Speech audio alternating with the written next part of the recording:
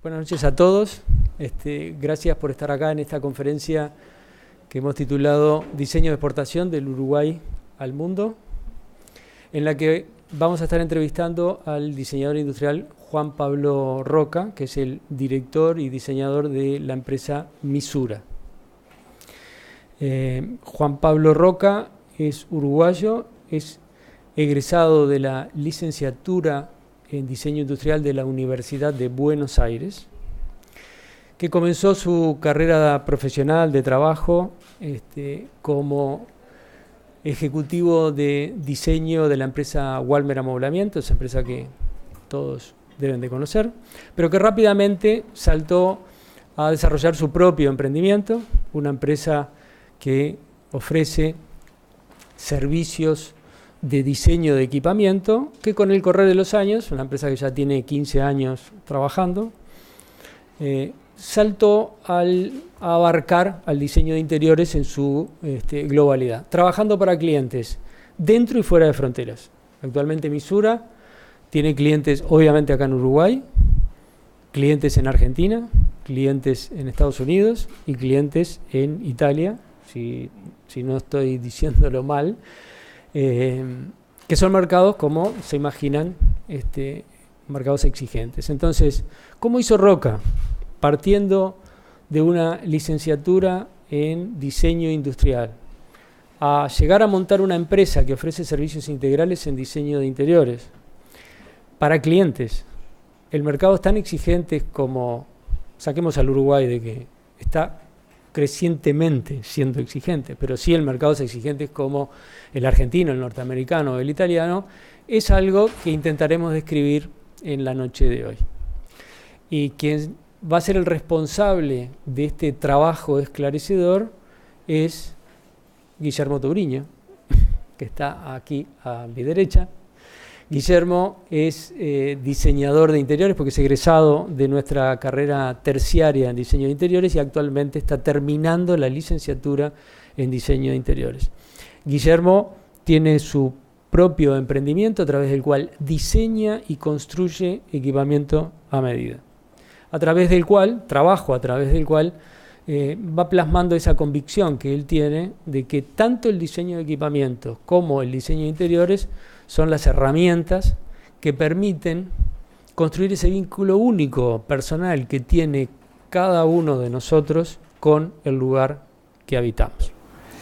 Primero que nada, contanos un poco cómo fue que te introduciste al mundo del diseño, cómo fue una difícil decisión, siempre lo tuviste muy marcado. ¿Cómo fue eso para vos? Bueno, gracias por venir. Intentaré hacérselos ameno. Para mí, yo siempre me apasioné la arquitectura y estudiaba en la Argentina y bueno, ingresé en la Facultad de Arquitectura. Enseguida que ingresé tuve la oportunidad de hacer un viaje muy largo a Europa, donde estuve un año viajando. Y bueno, y ahí descubrí que me gustaba más el diseño. Empecé a entender más el diseño en aquella época, que no es exactamente de la de ustedes. El concepto de diseño no estaba tan afianzado como está ahora y se entiende en toda su medida. Si bien todo está diseñado en este mundo, el concepto en sí mismo aplicado al interiorismo no tenía las bases que tiene hoy. Entonces cuando volví me puse a estudiar diseño y bueno, y así seguí hasta que logré insertarme en el mercado laboral ya aquí en Uruguay. Empecé a trabajar, como bien dijo Gastón, en Walmer Amoblamientos, donde tengo un gran compañero acá que me supo acompañar. Y bueno, en esa empresa tuve la oportunidad de contactarme porque empecé a hacer un trabajo pivotante entre Montevideo y Punta del Este y de esa forma empecé a conocer clientes de Buenos Aires. Eso me llevó a viajar a la Argentina de vuelta, ya para mí era un lugar familiar y empecé a hacer buenos contactos y empecé a hacer trabajos a través de Walmer.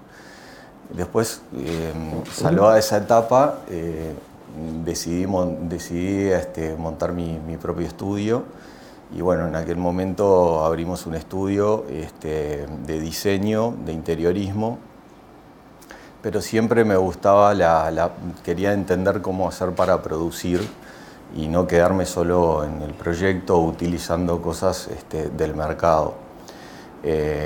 Me di cuenta que para eso tenía que diseñar y tenía que producir cosas. Entonces, la mecánica de Argentina me sirvió como para sentirme seguro y empezar a hacer otras cosas. Y de esa forma fui haciendo mis propios clientes y mis propios trabajos en la Argentina. Y bueno, mientras hacía los de acá. Mientras acá iba formando un estudio que ya se perfilaba a tratar de trabajar para el exterior. Nosotros somos bastante pioneros en nuestro estudio en el campo del 3D.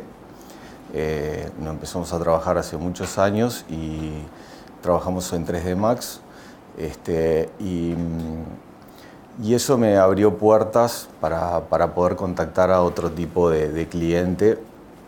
Y así empecé a buscar en el mundo cómo hacer para poder sacar mis proyectos para el exterior.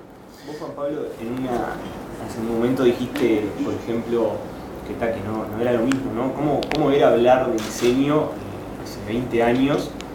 Cuando vos recién estabas recibirte, empezando a buscar ahí tu camino, comparado ahora, ¿no? Que claramente el mundo ha cambiado. ¿Cuál es lo que más notás vos como diferencia que digas esto es muy significativo? Y había que defender la palabra de diseño, o sea, los diseñadores éramos decoradores en su máxima medida y uno intentaba explicar siempre, ¿no? Y sacarte de ese puesto, que en realidad la decoración también es una actividad noble, pero es una parte del diseño nada más. O sea, nosotros intentamos siempre, como te decía hoy, hacer productos y fabricar. Y bueno, para eso empecé a viajar a las ferias de Italia, a Milano específicamente, y empezar a ver cómo los italianos producían cosas, porque a veces uno desde aquí tiene una mística que el italiano tiene enormes fábricas y tal, y no es así. Las fábricas son más bien chicas, son muchas fábricas familiares que utilizan a todo un ramal y una red de artesanos de altísima calidad que suministran partes de productos que esas fábricas generan. Y decime, que decís que todos nos imaginamos fábricas enormes, bueno, vos decís, fui a Italia y pensé que era eso. ¿Cuál fue, pasando a hablar de tu emprendimiento en Misura, cuál fue lo que dio el puntapié inicial a decir, bueno, yo quiero trabajar para el exterior, quiero esto que está acá, yo quiero formar parte? ¿Qué fue lo que te dio ese impulso de decir, bueno, yo quiero estar acá? Sí, primero es una inquietud, ¿no? Curiosidad, inquietud, ganas de conocer el mundo, no solo desde este lugar, de lo que es Uruguay, Argentina o el Río de la Plata, sino que ver justamente lo que te pueden aportar el mundo exterior y ver cómo hacer para uno lograr esa alianza, ¿no?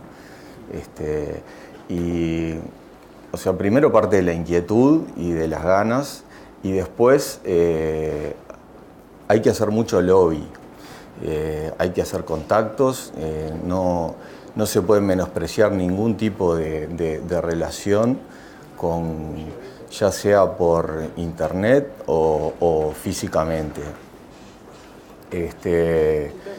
Y al principio de repente uno capaz que regala algún trabajo, y de esa forma genera un contacto, y si tu trabajo está bien conceptuado, seguramente puedas pasar a una etapa siguiente.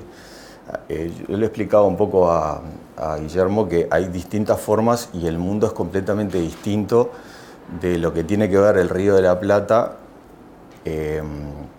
con el hemisferio norte. O sea, para trabajar para arriba se trabaja de una forma y para trabajar para acá es totalmente distinto, es otra. Entonces uno tiene que entender eso, tiene que entender la idiosincrasia del encargo, cuando el encargo viene de afuera, Generalmente todo lo que viene del hemisferio norte viene muy bien digerido, muy claro. Es muy eficiente la forma de trabajar y esa es una parte crucial, que tenemos que ser muy eficientes a la hora de la respuesta. O sea, no hay una segunda oportunidad, es una vez sola, y si eso no se salva, no hay una segunda oportunidad. Eso que decís tú de no hay una segunda oportunidad, ¿no? Que para trabajar en el exterior o para el exterior o desde el exterior hay diferentes mecánicas de trabajo, ¿no? Sí. ¿Cuál fue la mecánica que tú tomaste para poder entrar en ese mundo y mantenerte, ¿no? Porque todo eso ha cambiado, ¿no? Probablemente no haya sido la misma forma cuando recién empezaste que como estás trabajando ahora. No sé qué de las mecánicas, No, ¿cómo difieren? las herramientas, obviamente que ustedes tienen acceso ahora, mucho, si bien eran las mismas, la evolución de esas herramientas, como ven en algunos renders ahí, en algunas fotos, son completamente diferentes a la expresión gráfica que uno podía tener hace 10 años inclusive, ¿no? Esto es lo que ayuda a que ustedes puedan trabajar desde aquí para afuera, es la herramienta fundamental. No hay otra forma de llegarles, porque con ningún producto ustedes van a poder, no quiero ser, pero realmente es muy difícil que con un producto desde aquí lleguemos a un mercado como el europeo, como el americano. Como mencionás ahí que es difícil, ¿no? Como tú formaste parte de la Feria de Milán de diseño, tú solo o con diferentes estudios en los que trabajas en colaboración. ¿Es tan complicado como se cree? Para romper un poco esa barrera, ¿no? De ¿qué pasa? ¿Puedo estar ahí? Eso está bueno. Claro, sí, se puede, por supuesto se puede. Hay que barrer los miedos y trabajar sobre la base de una confianza, sentirse seguro de lo que uno cree, sobre todo lo que uno cree y lo que uno quiere emprender. O sea, no puede ser un obstáculo la lejanía, pero sí para vender un producto. Si yo quiero vender un producto industrial, elaborado, para que se haga un proceso industrial de fabricación, es muy difícil que lo puedan hacer para Europa. Es muy probable que lo puedan hacer para el Río de la Plata o para Brasil.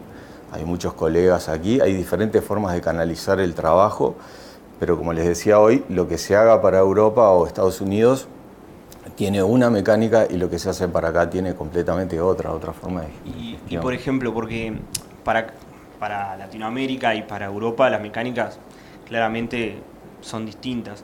Pero hablando, por ejemplo, ya que estamos viendo sobre Europa y lo que tú estás mencionando de trabajo en serie, no vas a venderlo allí, dentro de Europa, ¿cómo se diversifica el diseño? O sea, ¿es muy distinto entre los diferentes países a los que has trabajado? ¿O más o menos decís, Europa me va a pedir esto? ¿Eso cómo te ha llevado? Sí. A ver, nosotros trabajamos para un nivel de producto muy alto.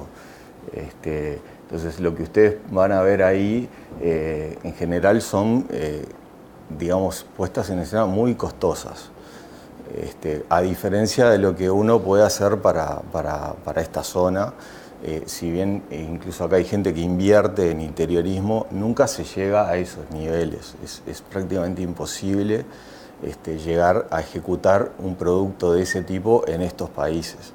Nosotros para diseñar para Europa o para Estados Unidos tenemos que ponernos otro chip en la cabeza, no es el de acá. Tenemos que usar otro tipo de mecánica y de forma de diseñar. Estamos usando más productos del mundo y no tanto los que uno quiere desarrollar, como lo que podés hacer acá. Digamos que para separar Misura, lo que hace en esta zona del mundo, lo diseña y lo fabrica y lo ejecuta. Y lo que nosotros hacemos para el exterior, en general, son alianzas con estudios de diseño, o sea que ellos también tienen su colaboración. O sea que muchos de esos proyectos que ustedes ven ahí no son... no me identifico yo como diseñador del todo, Sí me gusta hacerlos, pero no es con lo que más me identifico, porque hay un cliente que pide una línea determinada de trabajo, e incluso hay muchos trabajos que son basados en fábricas determinadas de industriales de equipamiento. Bueno, eso ya que lo mencionás, o sea, además de la diferencia de materiales, ¿no? ¿Cómo se trabaja con materiales de Europa que a veces acá en Latinoamérica no tenemos acceso a ellos, pero no por el tema costos, sino por el tema de que directamente no llegan? No sé si hay alguna limitante con eso. La limitante de acá ustedes la van a ir conociendo, o sea, son muchísimas. Estamos muy limitados, desde un tornillo hasta una forma de soldar o de unir piezas. Para empezar, acá no tenemos fábricas, tenemos talleres. Ustedes tienen que educar a los talleres para que hagan cosas profesionales, y eso es una educación. Es un continuo trabajo de esfuerzo y de dedicación arriba de los diferentes artesanos para que logren lo que ustedes diseñaron. Muchas veces en un solo producto hay 6 proveedores que trabajan en él. En una silla, de repente hay 6 proveedores. Entonces, aunar todo ese esfuerzo lleva mucha dedicación. Lo que pasa en Europa es distinto, porque nosotros en Europa, si bien muchas cosas se diseñan y después se producen, no las producíamos nosotros. Las producían los estudios de cuál iba el destino, y a veces yo el cliente final ni lo conozco. Entonces es diferente la forma de encarar lo que es un proyecto para aquí, o para Montevideo, Buenos Aires, Punta del Este, esta zona, digamos, donde yo tengo muchas más limitaciones en el diseño, y aparte, digamos, no puedo diseñar productos para concurso. El producto para concurso, que es otro ámbito de salir al exterior, se concibe de una forma diferente que cuando yo diseño un producto que quiero que la gente lo use, ¿no? En este mercado. Entonces, hay que saber cómo recurrir a los materiales, cuáles materiales existen, cuáles no, y de esa forma lograr tu diseño que se pueda realizar, ¿verdad? En Europa se puede realizar absolutamente todo. O sea, básicamente no hay ninguna limitación, excepto la gravedad. Todo se puede hacer. Y nada, y se hace a un nivel de ejecución altísimo, que bueno, que uno de acá, lo que yo personalmente hice cuando viajé y cuando hice mis contactos fue ver y tratar de desgranar cómo ellos hacen para lograr esos productos. Por ejemplo, tú estás mencionando en el trabajo de asociación con estudios. Sí. ¿Cómo es esa temática de trabajo? Tú mencionaste que trabajás para ellos proyectando. Tú vas, ellos vienen, se manejan todo vía mail. ¿Cómo se desempeña? Hay casos distintos. Yo llegué a tener un socio en Estados Unidos, con el cual, a diferencia de trabajos de Europa, nosotros diseñábamos todo acá, de allá no se hacía nada y allá se ejecutaba. Después en Europa es más bien, nosotros solo hacemos el proyecto y ellos lo ejecutan. No sé qué fue que me preguntaste. Sí, si vos ibas, si ellos venían. Sí, no, el trabajo hacia el hemisferio norte es más bien por internet. Sí. Y si bien hay contactos, porque algunas alianzas hemos hecho con algunas fábricas italianas y eso, algún viaje se ha generado. A Estados Unidos sí, cuando tuve ese proceso de trabajo allá sí, pero a Europa no hay que viajar mucho. Ya que mencionás Estados Unidos ahí. Lo que sí hay que viajar cuando hay eventos, cuando hay ferias, cuando hay que entender de que la Feria de Milano es la feria más importante del mundo y que además tiene un salón satélite. Y el salón satélite es para gente emergente, diseñadores jóvenes, ellos abren las puertas y ustedes, para poder acceder a eso, tienen que estar, tienen que ir, tienen que machacar. O sea, tienen que ocuparse. Nadie los va a llamar desde allá para que ustedes vayan. Eso no va a pasar. Entonces para eso tienen que generar productos, aunque no tengan un destinatario, que sea un cliente abstracto, pero ustedes tienen que generar información y después hacer mucho contacto. Tienen que hablar con la gente, comunicarse, tirar contactos. Y después hay formas también para trabajar usando vendedores de proyectos que los hay en el mundo. Para ellos lo que hacen es como un nexo entre el diseñador y los estudios, para que hacen el primer contacto y bueno, eventualmente ahí se genera un honorario para esa gente y simplemente lo que hacen es unirte a ti con el estudio que te va a hacer el encargo. El mundo está plagado hoy en día de renderistas, pero parte de la base es que ustedes no son renderistas, que ustedes son diseñadores y en eso se tienen que concentrar. El renderista no sabe hacer lo que saben hacer ustedes, el renderista sabe operar un programa de computadora y en general nada más. A veces por sumatoria de trabajo empezás a entender, pero sí. La ergonomía y una cantidad de cosas, el concepto de diseño, el manejo del espacio, la iluminación, todo eso lo sabe un diseñador y no un renderista. Viste que tú estabas hablando del trabajo en Estados Unidos, que en esa oportunidad te habías desplazado hacia allá. ¿En qué consistió ahí tu trabajo? O sea, ¿se supervisó que todo el diseño se realizó acá en el estudio y se llevó para allá? Sí, todo el diseño se realizó ¿Cómo fue acá. Un poco esa situación?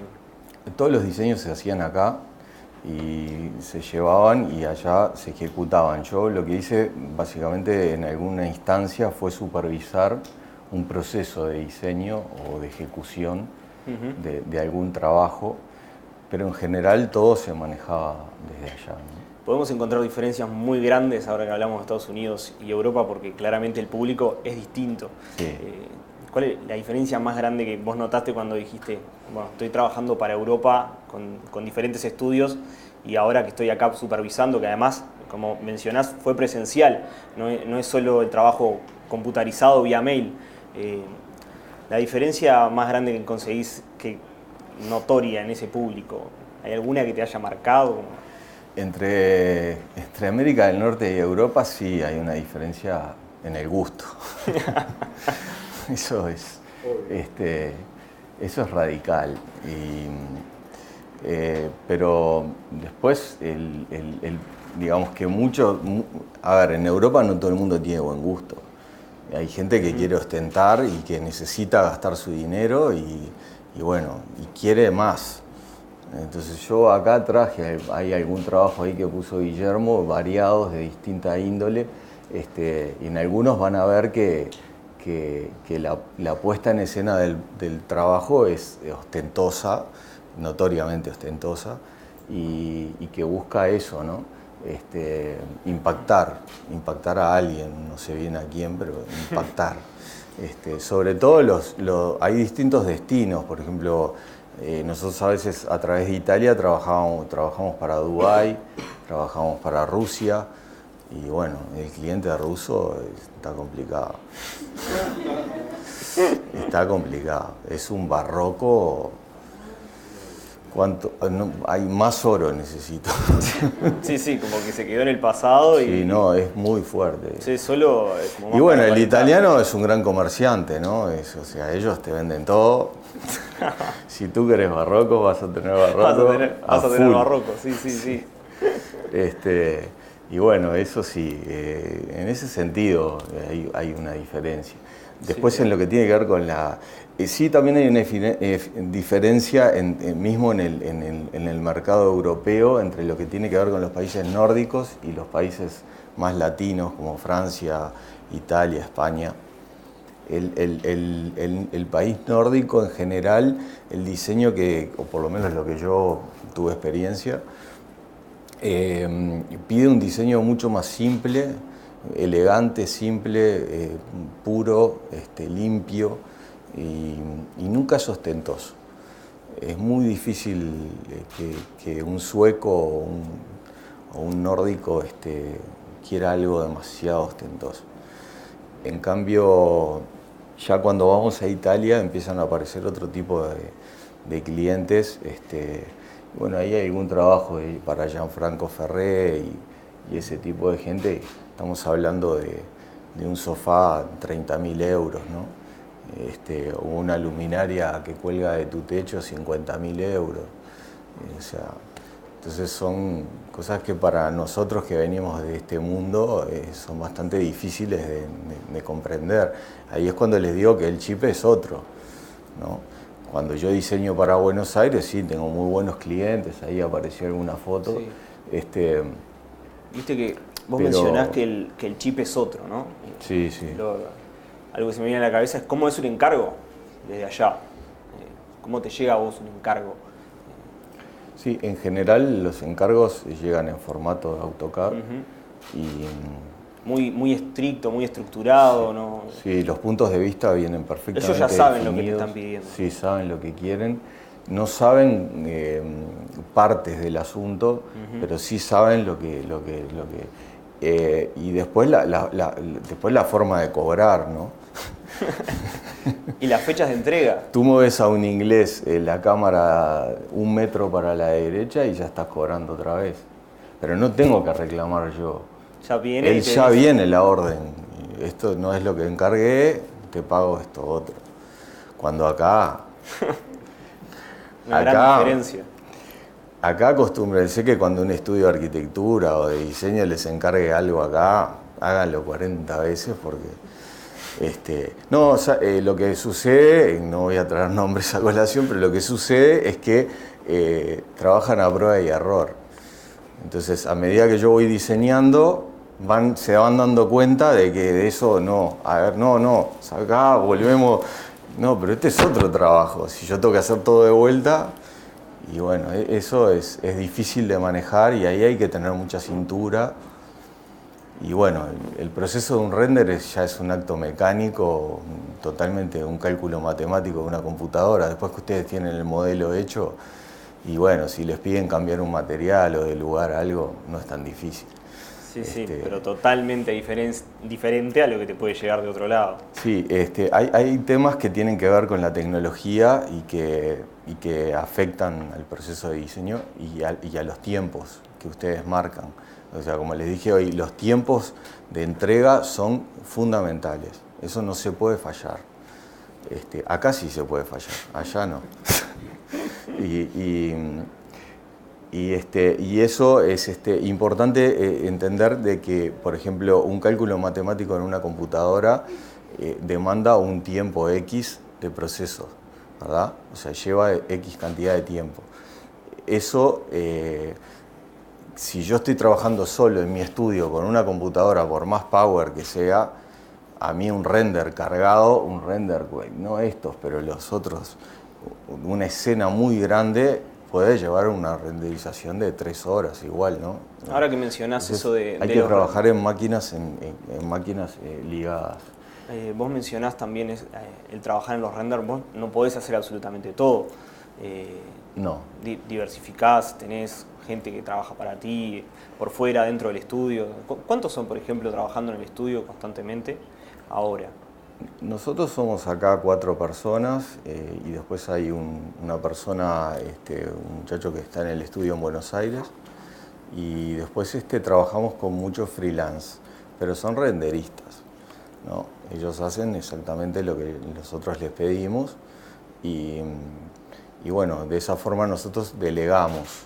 Muchas veces se hacen algunos procesos de AutoCAD y ese tipo muy técnico, lo pueden hacer ellos y nosotros nos ocupamos del final.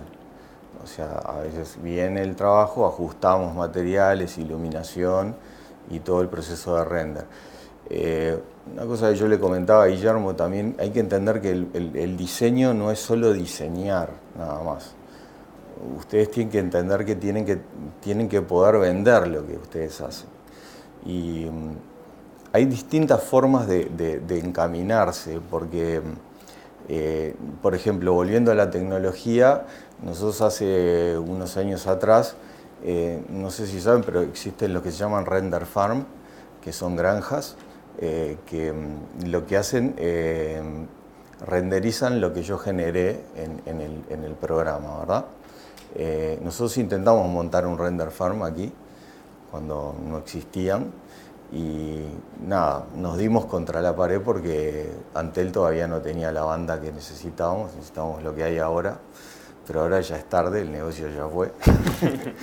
y los render farm más grandes están en Alemania y en Estados Unidos, y bueno, ese es un mundo también, o sea, porque de repente ustedes quieren trabajar para el exterior y no son los mejores en proyecto, pero son muy buenos en tecnología. Entonces, de repente hay que agarrar por ese camino y no concentrarse o insistir en algo con lo cual yo no tengo de repente el talento como para que se me reconozca. De repente soy bueno y nada más, pero no tengo el talento suficiente para que te contraten a ti en lugar de un europeo, ¿no? Claro, o en Buenos Aires a un argentino. Eso ¿Por qué me van a contratar a mí con todos los argentinos eso es diseñadores? fundamental, o sea, con toda la competencia que hay, por ejemplo, en Europa, en Estados Unidos, todo eso, ¿cómo hace Misura o cómo haces tú para diferenciarse de esa competencia, ¿no? Para marcar un valor agregado al producto? Yo creo que el valor agregado es el diseño, o sea, diseñar bien. No es poner bloques. Y no mandar un render solo para cumplir, o sea, involucrarse, ir hasta el final. Si hay que hacer algo de nuevo, hay que hacerlo de nuevo. Y lo que entregás tiene que estar bien. Ustedes tienen que estar seguros y conformes con lo que van a mandar. Y después las oportunidades van surgiendo, después vas aprendiendo cosas. Y sí, hay frustraciones, hay algunas cosas que no te funcionan. Ahora las computadoras son mucho más potentes, pero hubo un momento que hacer un render llevaba muchas horas, ¿no? Y daba mucho trabajo. Y muchas veces se quedaba un operario enfrente de una computadora así mirando mientras el render se generaba. Sí, nosotros muchas veces lo que hacíamos era renderizar de noche, ¿no? Dejábamos líneas de render para poder hacer los renderizados de noche. Pero hay distintas formas de atacar el trabajo en el exterior, o sea, no solo desde el punto de vista del proyecto, hay formas diferentes. Ahora que hablas de las distintas formas, tú me habías comentaste que estabas trabajando para estudios en Italia, en España y eso, y en Italia me habías comentado que tenías una persona que trabajó contigo, empezó a trabajar allá, que esa sería otra temática, ¿no? Trabajar siendo uruguayo, trabajar en el exterior, mismo en el exterior. Sí, eso es interesante. Nosotros en el estudio hemos formado diferentes personas. Y en el caso que nombra Guillermo, es un muchacho que fue egresado aquí, creo que de la UDE, y trabajó en Misura unos años, y él siempre quería irse. Entonces nosotros en aquel momento lo que hicimos fue contactarlo con una fábrica en Italia, que es el diseñador, digamos, senior de la fábrica, prácticamente es el dueño y la fábrica lleva su nombre, con el cual nosotros hemos hecho bastantes trabajos en conjunto y para él, y en conjunto, y en un momento también llegamos hasta importar algún producto de esa fábrica. Nosotros le hicimos el nexo y él llegó a trabajar ahí y entró por el lado del diseño y del producto, digamos, infográfico, ¿no? Ahí trabajó 4 años y después abrió su propio emprendimiento y hoy tiene en Milano un estudio y que trabaja asociado con nosotros. Y siguen trabajando. Y tiene juntos. 31 años, ¿no? O sea, no es un... Claro, esto también Es un joven. Claro, una de las mayores cosas es el miedo, ¿no? Que vos decís, a romper ese miedo. Hay que ser muy careta. Y sí, hay que ser muy careta, pero creer y ver cómo, hablar con la gente. Hacer lobby. Sí. Y si ustedes tienen la capacidad de poder viajar y invertir en eso, tómenlo como una inversión y no solo como un paseo. Y ahí cuando estás ahí es... No sé, yo por ejemplo una vez en la feria quería entrar a una parte que no, y no sé qué hice desde acá, y el año que viene me fui con un cartel de prensa acá, ¿no? Entraba todo todos los vernissages, todos los cócteles, todo. Hablé hasta en ruso. Pa. Claro. Personal VIP. Y sí, y ahí está. Además de ser un poco divertido, porque se genera un aspecto... Usar la picardía uruguaya sí, para bien. Sin duda. Sí. Yo iba con mi cartel de prensa acá. Bueno, pero entraste a todos lados y estuvo bárbaro. Sí. Bueno, pasando un poco a lo más cercano, ¿no? Ya que estuvimos hablando de Europa, de Estados Unidos, todo. El otro estudio de tu empresa está en Buenos Aires. Me comentabas que en Buenos Aires es donde se hace el trabajo totalmente completo, ¿no? Sí. Se diseña, se proyecta y se ejecuta. ¿Cómo es trabajar acá en la vecina orilla, no? Porque... bueno, la vecina orilla hay que hacer lo mismo que para el otro lado, pero ahí nos encontramos con otro problema que son los proveedores, ¿no? Y acá ese problema lo vamos a tener siempre. ¿Es problema de Latinoamérica? Sí, capaz que Brasil puede quedar afuera de ese problema, porque Brasil sí tiene fábricas. Claro. Y es un mercado gigante, ¿no?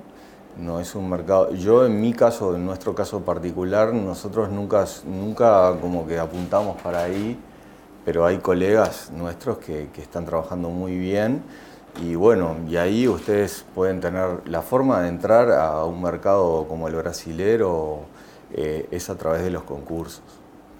Hay que concursar, aunque se pierda y bueno, y si concursan el producto tiene que ser pensado para el concurso. Y esa forma, ustedes conocerán muchos estudios de aquí que están trabajando para... ahí hay un antes y un después, ¿no? Un render y la realidad. Ahí se ve un poco lo que yo les mencionaba, que también esto es un desafío, ¿no? O sea, hacer un 3D y llevar a fotorrealismo y después ejecutarlo idéntico, ¿no? Eso no es tan fácil y eso lleva un poco de experiencia y de mucha dedicación y estar muy arriba de los proveedores. Pero se puede hacer y muchas veces el cliente llega hasta pedir arte que uno pone ahí, ¿no? Es como una tarjeta de presentación quiero también, el jarrón, ¿no? que estaba en el proyecto. No, pero no, es un dibujo. No existe. No está ese jarrón. Y bueno, hay que fabricarlo. Bueno, no sé, buscámelo. Y sí, eso es una de las contras del hiperrealismo, ¿no? A veces el cliente ve algo y se queda con eso, como decís vos, vio ese jarrón. Lo que te da también es una herramienta de seguridad, ¿no? Para trabajar. Claro. O sea, si bien el desafío es copiarlo, después sabes que el cliente lo que vio es mucho más fácil que si yo hago un dibujo a mano. Si bien diseñar se diseña con la mano y no con las máquinas. Las máquinas son solo una herramienta para vos mostrarle a esa otra persona que no entiende demasiado lo que vos le quieres explicar. A veces una axonométrica o un alzado no les interesa, pero en lo más mínimo. Ellos quieren ver volumen, quieren ver color, quieren ver... Entonces el diseño sin duda que el diseño se hace a mano, se dibuja, hay que dibujar. Y a través de eso después empezás a plasmarlo en los proyectos, ¿no? Sí, claro, totalmente. Bueno, primero vamos a dejar un espacio, tienen unas hojitas, si quieren hacer preguntas, las pueden anotar y lo van pasando. Y bueno, ya que estamos trabajando en Buenos Aires, el trabajo en Buenos Aires, por ejemplo, ¿cómo es algo que es tan cercano pero tan distinto a la vez, ¿no? Es un mercado mucho más grande, a nivel de población, de todo. Supongo que en exigencias debe ser también distinto. Sí, pero es más divertido. Sí. Sí. Está... Es más, el argentino es una persona mucho más abierta, menos chúcara, menos gris. Y en general cuando emprende un trabajo para él, lo disfruta, parte de la confianza. Ese tipo de códigos hay que entenderlos, ¿no? No son iguales al cliente uruguayo, que es más complejo, más desconfiado, ¿no? siempre está como que no te parece. Y entonces trabajar allá, se puede trabajar de dos formas. Una, como hacemos nosotros, que diseñamos y producimos lo que diseñamos, y otra es solamente proyectando. Ahí se van a encontrar con que en Argentina hay gente que proyecta muy bien. Entonces, un poco lo que les decía hoy, ¿por qué van a contratar a un uruguayo si pueden contratar a un argentino, ¿no? Y eso es un proceso de ocuparse.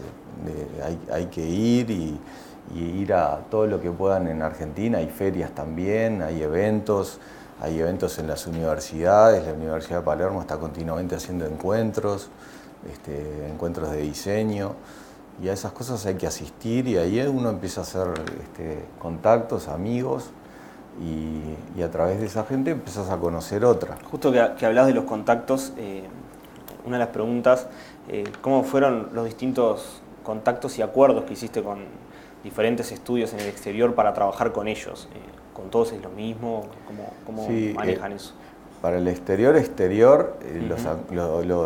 los contratos son de confidencialidad. Yo no puedo mostrar lo que hago. O sea, acá sí porque es un ámbito académico, pero no puedo promocionarme yo con lo que hago para ellos. O sea, yo no prácticamente publico muy poco, a diferencia de lo que pasa en Buenos Aires, ¿no? Porque eso sí, lo diseñamos y lo producimos nosotros. Pero generalmente hacemos contratos de ese tipo, ¿no? ¿Y cómo fueron los primeros encuentros con esos estudios? Y bueno, bastante complicado, ¿no? En los primeros momentos muchos miedos, muchas inseguridades, si vas a poder, si realmente, ¿no? Todas las inseguridades propias de cuando uno emprende algo nuevo. Pero como yo les digo, me parece que lo que más hay que concentrarse es en ser eficientes, hacer lo que se te pide y a veces dejar el ego de lado, ¿no? El ego diseñador, dejarlo un poquito de lado y pensar en lo que me conviene. Esto me conviene, esto no me conviene. Con esto voy a crecer más rápido, con esto me voy a trancar o voy a chocar contra otro ego, porque cuando hay un diseñador trabajando con otro y no se ven, no están, o estamos hablando un idioma, tenemos un idioma en común, pero nuestros dos idiomas son diferentes.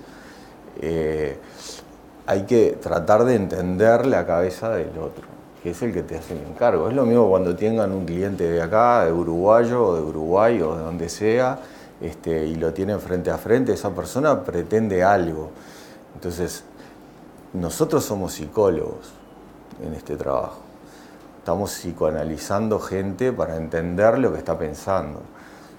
Entender por qué con su mujer tienen ese tipo de choques. Vas a escuchar cosas que son íntimas de las personas, por eso digo, es como un psicólogo. Sí, entender al A veces cliente. se pelean, ¿no? Y vos mediás ahí. Y bueno, esa parte de psicología también hay que tenerla presente. Y imagínate la psicología para alguien que vos no tenés enfrente y que se cree, ¿no? Sí. Es súper Claro. pavo. Por ejemplo, como decís vos, al cliente que vos lo tenés lejos, el contacto es vía mail, vía Skype, ¿no? Sí. Nunca es cara a cara. ¿Siempre trabajaste con...? No, alguna vez sí, fue cara a cara, pero en general es todo por internet. Sí, claro. Y siempre es más eso del trabajo con otro estudio, Sí. en asociación, y no tanto llegando al cliente final, ¿no? No, más bien en general es con otro estudio. Yo personalmente tuve alguna oportunidad de llegar al cliente final porque trabajé con una fábrica Claro. que producía muebles y que en realidad nos empezaron a contratar porque les gustaron los diseños que hacíamos, infográficos. Y ellos tenían una carencia en ese sentido y ahí, bueno, entramos. Justo acá en este compacto que armaste no vi nada de eso, pero esa fue la forma en realidad que nos empezamos a manejar. Y bueno, para ir redondeando, y no sé si tienen alguna pregunta o algo. Están todos tímidos, no quieren preguntarte nada. dejando por ejemplo de lado todo lo que vos mencionabas del estilo ostentoso ruso, ¿no? ¿Cuál es el país o el cliente más fino, con el diseño más caro, exquisito, ¿no? Fino y Viste que caro ellos, no es sí, exactamente... por eso mismo, como no es lo mismo. Fino te diría que los europeos, Claro. los franceses, los italianos. Y por ahí va la cosa. Y pará de contar. Los alemanes son muy racionalistas. Sí, sí, sí.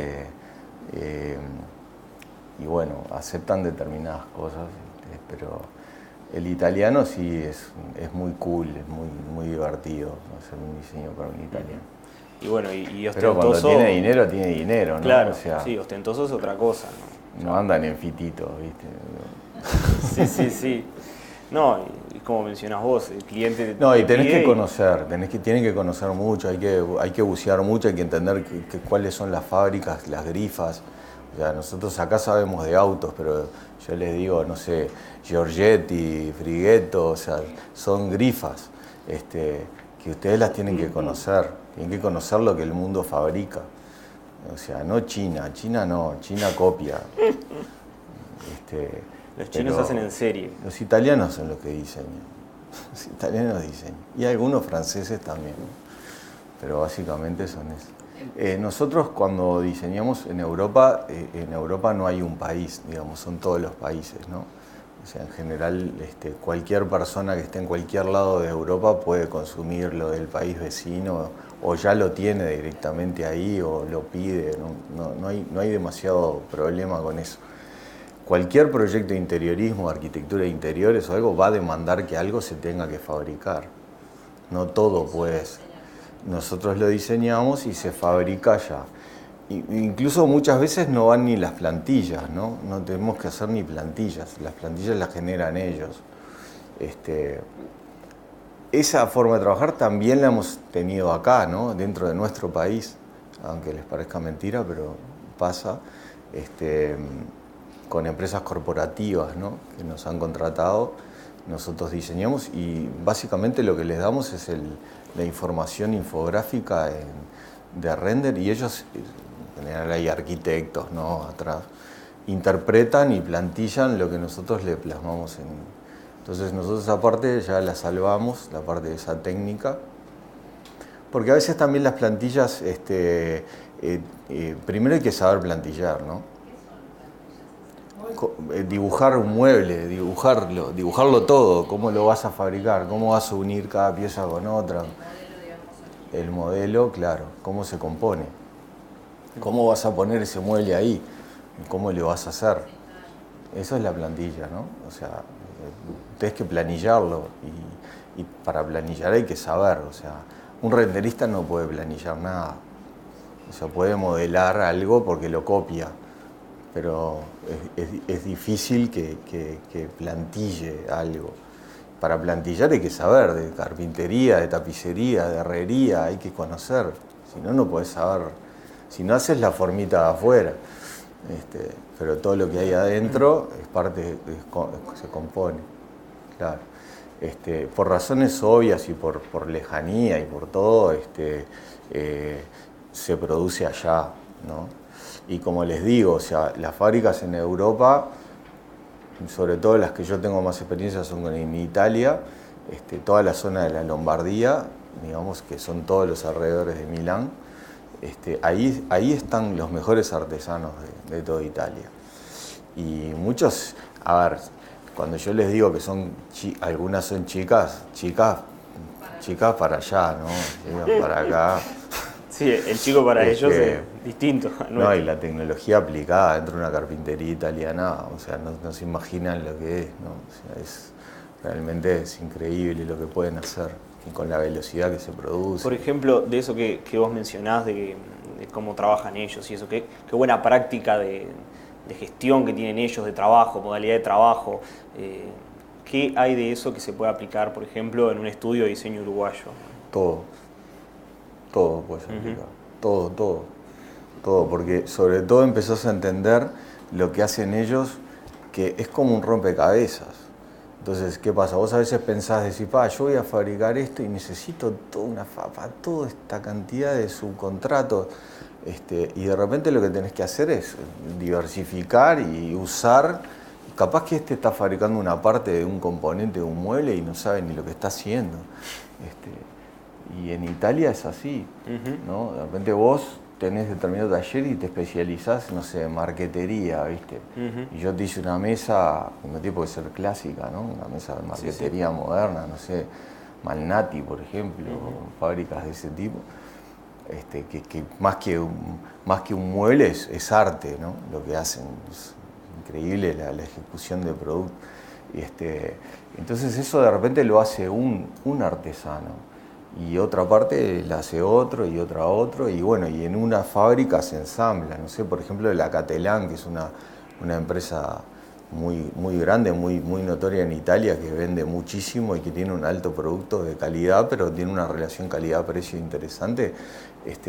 Catelan, todo lo que produce lo hacen distintas fábricas y ellos después se ensamblan, ¿no?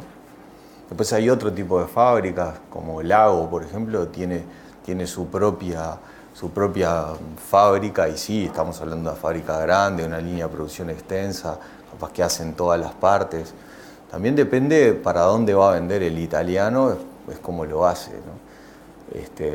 Y aparte de ellos, lo que se produce, yo hablo de Italia porque en realidad es como líder, ¿no? Pero podríamos hablar también de España, de Francia, pero en Italia es lo más notorio, digo, en ese sentido.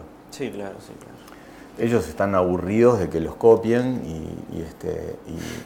y entonces están continuamente generando nuevos mecanismos para ir más adelante y realmente lo logran, ¿no? No sé si esa historia que tienen de tantos milenios diseñando y seguramente está en la impronta del italiano, ¿no? En la forma de vestirse, en la forma de comer, en la forma de todo lo que cómo se maneja.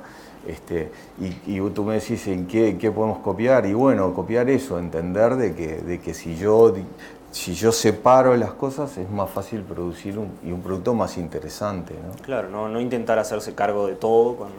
Claro, porque si vos, no sé, salió el Finger y todo lo haces en Finger, es un embole. Claro. Claro, todos los productos son iguales. Entonces ahora estamos inundados de muebles de Finger con blanco. Bueno, basta. O sea, es distinto si yo voy a diseñar un producto que ya existe. Sí, yo te decía, hoy hablábamos, ¿no? O sillas. ¿Por qué voy a diseñar una silla? Hay millones de sillas divinas, espectaculares. ¿Para qué quiero hacer otra silla? Pero es otro producto, es nuevo, ¿no? Ahora, cuando yo entro en una repetición, ¿no? La sillita esta de la pobre, que está en todos lados, o sea, va de una casa al bar, a la confitería, a la pizzería también la tiene. Entonces, en todos lados. Claro, no sé, vino el Neolit y ahora las pizzerías tienen Neolit en las paredes. Volviendo al tema del diseño, de un estudio de diseño como empresa, ¿no? Aquí en Uruguay, suponete. Ahí, sí. Te quiero preguntar las interacciones a 3 niveles. Uno que creo que ya lo explicaste bastante, que es a nivel del estudio de diseño con sus proveedores. Pero me interesa a nivel del estudio de diseño como generador de ideas. Cómo desarrollar la creatividad, cómo gerenciar al equipo para mantenerlo motivado y creativo, etcétera, etcétera. Y el tercer nivel es siempre tomando las buenas prácticas empresariales que viste que se practican en Estados Unidos y en Europa. Eso me encantaría que nos cuentes, porque yo no sé nada de eso, entonces me gustaría que me cuentes. Y el tercer nivel es en la interacción con los clientes. ¿Qué aprendiste de esos estudios a nivel de marketing? ¿Cómo interactuar con los clientes? Sí, sí, en lo que tiene que ver con Uruguay, es como cualquier cosa, hay que tratar de generar una red y bueno, evidentemente con quien te vayas topando adelante tuyo y el desafío que te vayas generando nuevo va a depender de lo que venga después, ¿no? está siempre eso que, bueno, agarraste este cliente y bueno, este me puede traer a este, ¿no? No hay que pensar mucho en esa especulación cuando uno tiene un cliente adelante, sino que ese cliente es el más importante en ese momento y hay que darle, y no hay que mentir. Esa es una mecánica, creo que se puede dar como consejo, no mentir. Si los tiempos no dan, mejor decir no dan y no acceder a algo que no se puede ejecutar porque te compraste un problema. Y el cliente uruguayo en ese sentido es bastante complejo. No sé por qué si todo lo quieren, o sea, después que se deciden en el encargo, lo quieren para ayer, ¿no? Y capaz que dilataron eso un mes. Pero bueno, es una forma de ser nuestra y uno como uruguayo nos vamos conociendo y vamos sabiendo. Y después lo que tiene que ver con el exterior, lo que yo veo así como muy notorio es que los tiempos de trabajo de ellos son mucho más eficientes en lo que cuando trabajan. Yo acá, nosotros en el 2006 montamos una empresa acá que solo vendía 3D. Llegamos a hacer 28. ¿No? Duró 3 años, en el 2009, 2008, fin de 2008, que se cayó Europa, si se acuerdan, perdimos casi todos los clientes, nos quedaron, no sé, un 20% de lo que teníamos, y aparte veníamos en una situación ideal, ¿no? Bueno, esos mercados se desmoronaron, muchos de esos clientes empezaron a buscar en India y en México lo mismo por mucho menos plata. Y lo que yo vi es que ellos adentro de los estudios, o sea, cuando están trabajando, trabajan, no chatean. ¿No? O sea, mirá que lo del chateo, o sea, yo tuve que llegar en el estudio, porque el nivel de concentración que perdés cuando vos estás haciendo ese tipo de actividad, que no tiene nada que ver con lo que estás haciendo, que es una acción técnica o creativa, embarra tu cancha, porque entonces, y a la gente, muchachos jóvenes, a veces les es difícil entender. Claro, y no ayuda a la productividad que nada, el trabajo, no ayuda, ¿no? Te entierra. Claro, más cuando los tiempos son exigentes. Y bueno, y en eso lo noté mucho, ¿no? Ellos trabajan de repente en lugar de 9, nosotros capaz trabajamos 9 horas y chateamos 4. Y que ellos trabajan 5 y las 5 las trabajan. O 6 horas y las 6 horas son de producción, producen. Claro. Y esa es una diferencia, también tan educados diferentes en ese sentido, ¿no? O sea, un americano, un europeo a los 18 años te saca de la casa y anda, y te voy ayudando, pero ya sos independiente, ya estás grande. Nosotros acá dejamos a los chiquilines en nuestras casas hasta los 30.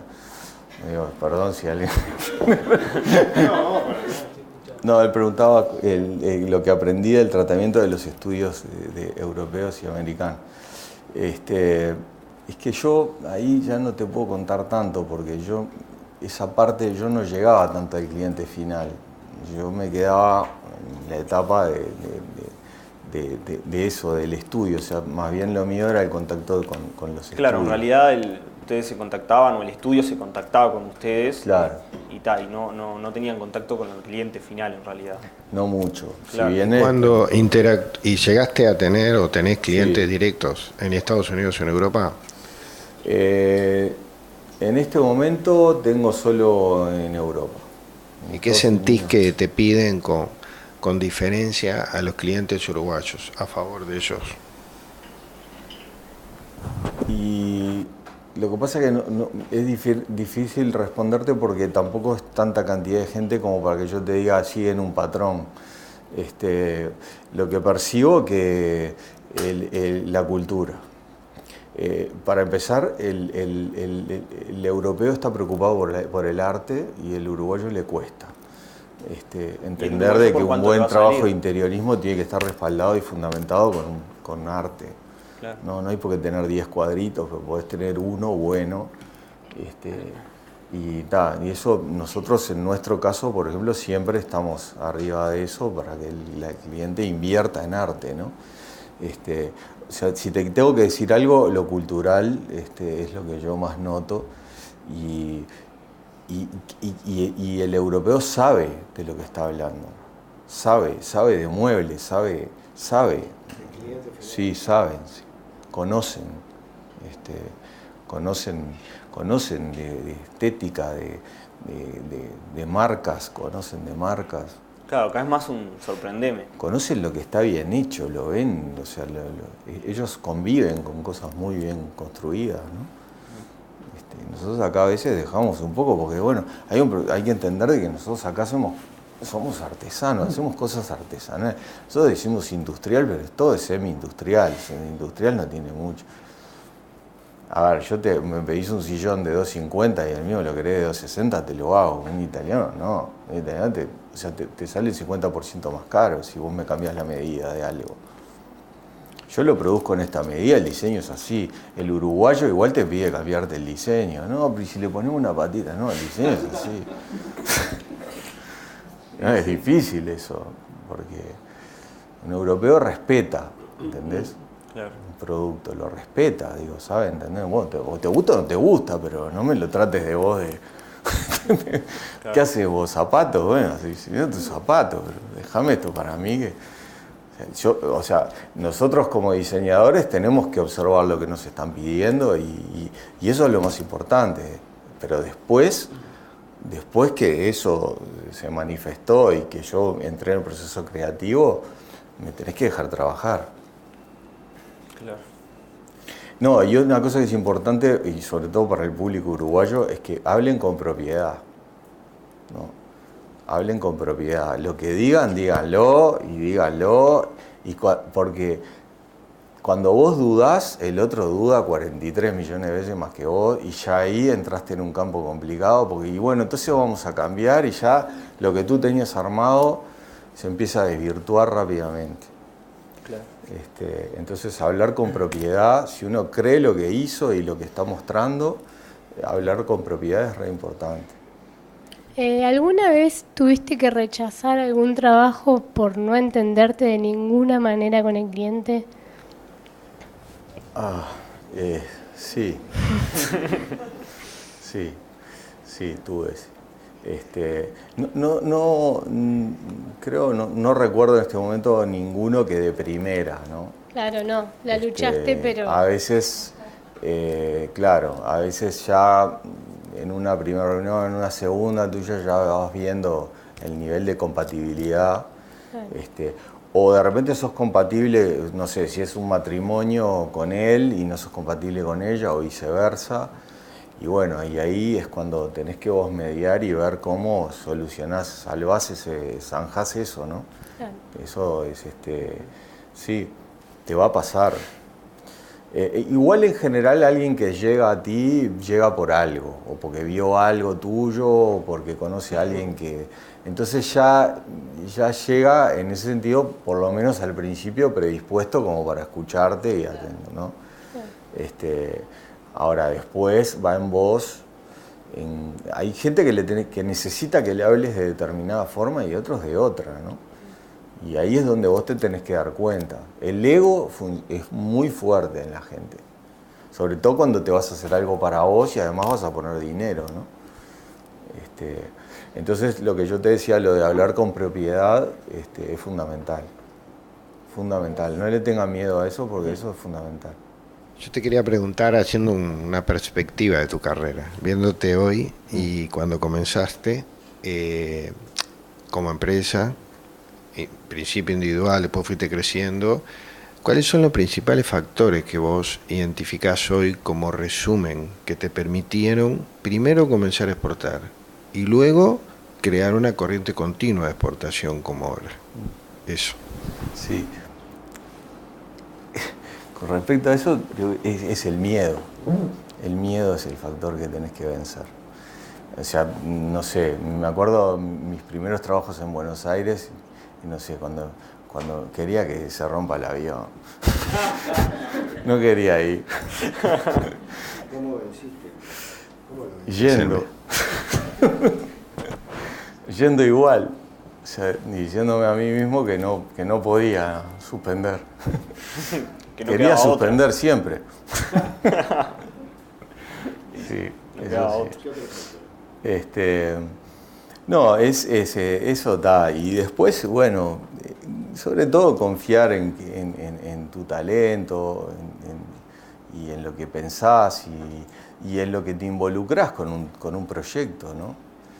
O sea, yo qué sé, si sos cocinero y te piden una milanesa con papas fritas, le hiciste tantas veces mecánicamente que no hay, pero cuando hay un acto creativo de por medio hay un compromiso. Hay un compromiso con otras personas que tienen una ilusión, una expectativa, y eso hay que comprenderlo, ¿no? Digo, generalmente a los diseñadores nos cuesta hacer cosas para nosotros, ¿no? Para nosotros mismos. Nos es fácil interpretar rápidamente algo de otros y para nosotros, no sé, son tantas opciones que vienen y no sé cuál hacer. Pero creo que es eso, ¿no? Que no hay que tener miedo, hay que ir para adelante y vencer esas barreras que son naturales en los seres humanos, ¿no? Pero creo que básicamente es eso. Te quería hacer una pregunta, porque si hay algo que es característico de los diseñadores, los arquitectos, es que no saben cobrar. Y vos tenés la experiencia del mercado uruguayo, el argentino, el norteamericano, el español. ¿Cómo es esto? ¿Te ha costado cobrar? ¿Tenés estrategias distintas para cobrar en estos mercados? Sí, sí, cobrar es lo que realmente culmina una venta. Y eso a mí me lo enseñó, a mí a vender me enseñó, y eso lo tengo que decir acá, el dueño de Walmer. Me enseñó a vender. Él me enseñó a vender. Y lo primero que me dijo, me acuerdo, una de las tantas cosas de información que me dio, fue que ninguna venta se culmina hasta que no hay una seña. Y como dicen los italianos, soldi in cassato, la plata en el bolsillo. Y sí, hay distintas formas. No todos los clientes se los debería encarar igual, sobre todo en interiorismo. Creo que en arquitectura puede ser como un poco más sencillo, ya está todo mucho más estipulado. En interiorismo corremos por distintos caminos. Hay muchas competencias desleales, gente que no cobra, que cree que es la forma de agarrar clientes, y no es la forma de agarrar clientes. Si tú no cobras nada, no sos serio, por algo me estás regalando el trabajo.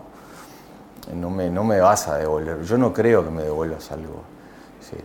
Entonces de repente hay que tratar de formalizar, hay que hablar del dinero, a veces no a todo el mundo le sale o le gusta. A veces si un estudio se conforma de dos, generalmente uno es mejor para hablar de dinero y el otro no. O si son tres, a veces son tres. De repente uno es buenísimo para la obra, otro es buenísimo proyectando y el otro anda volando, cobrando. Ese es el más importante.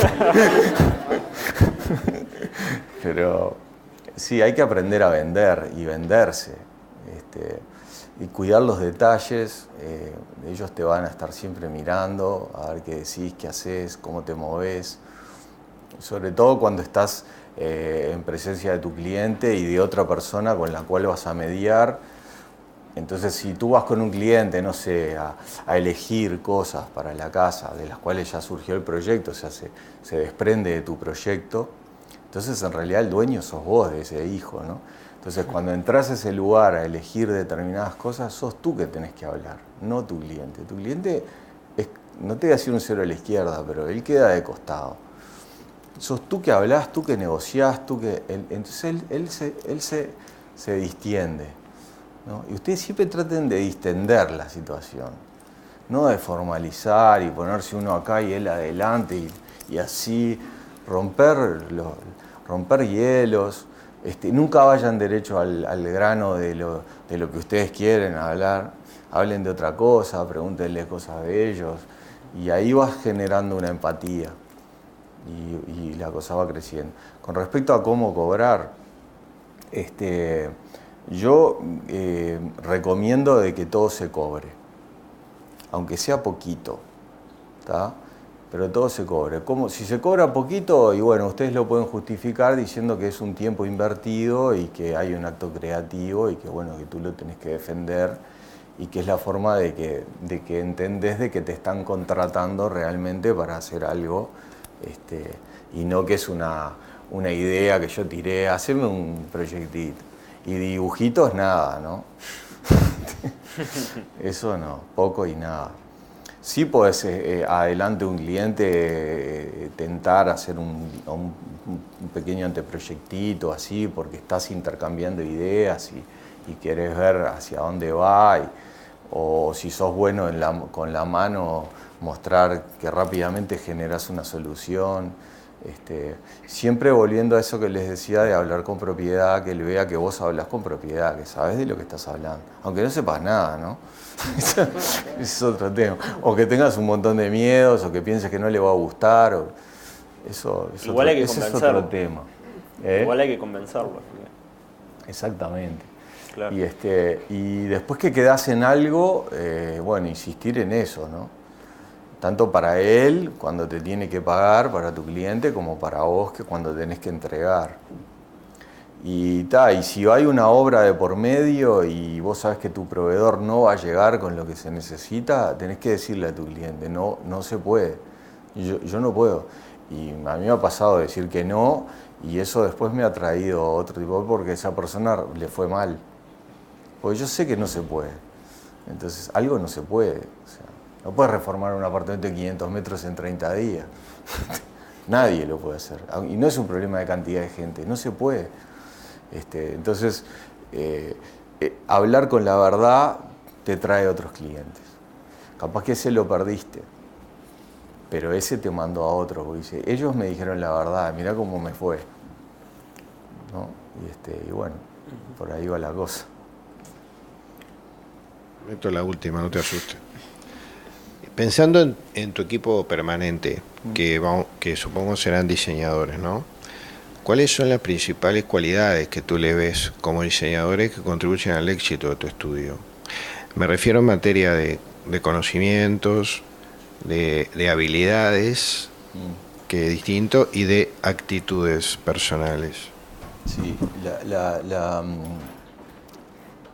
hay como este mundo es muy diverso, hay muchas diferentes personas y diferentes actitudes. Sobre todo, volviendo a la actitud, es la de compromiso, o sea, y realmente hacer para lo que se te contrató.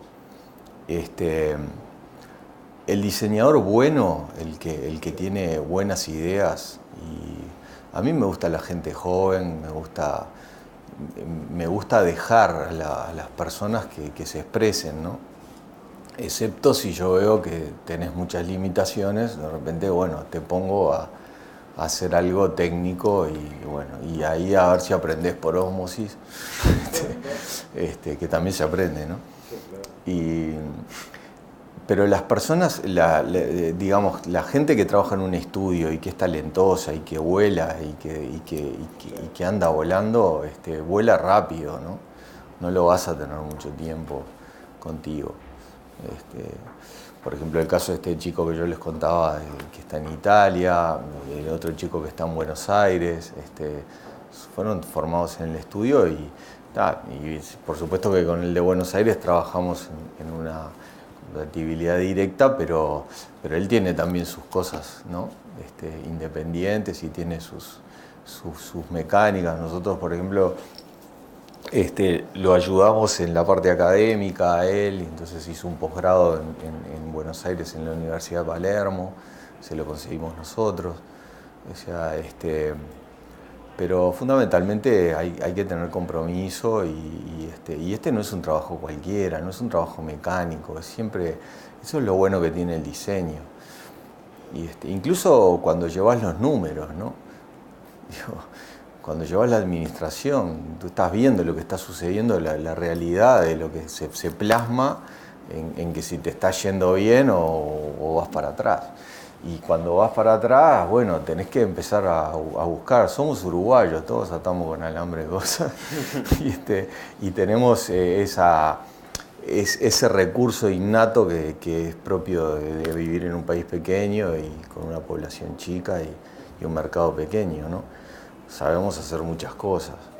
Y eso en algunos campos es una ventaja y en otros no. Pero creo que hay que ponerle mucho compromiso, ¿no? Es un trabajo de compromiso, y sin duda. Bueno, no sé si alguno tiene alguna otra pregunta. No. Si no, bueno, Juan Pablo, muchas gracias por venir, estar acá con nosotros, contarnos tu experiencia, para romper un poco esas barreras, ¿no? Y esos miedos que creo que todos tienen a la hora de, bueno, ¿cómo salgo de acá? ¿Cómo me expreso hacia el mundo, ¿no? Así que bueno, le damos un aplauso a Juan Pablo por acompañarnos. Gracias.